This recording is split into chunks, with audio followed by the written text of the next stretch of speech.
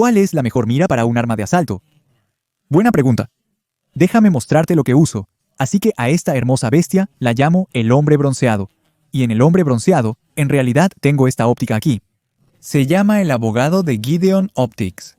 Es una óptica de prisma micro de 1x. También tiene un iluminador rojo. Es muy ligero y acompaña a cualquier rifle con facilidad. Es solo un poco más de $200, pero si usas mi código de descuento, COSACU10, obtienes un 10% de descuento en todo el sitio web. Ahora, para la parte divertida.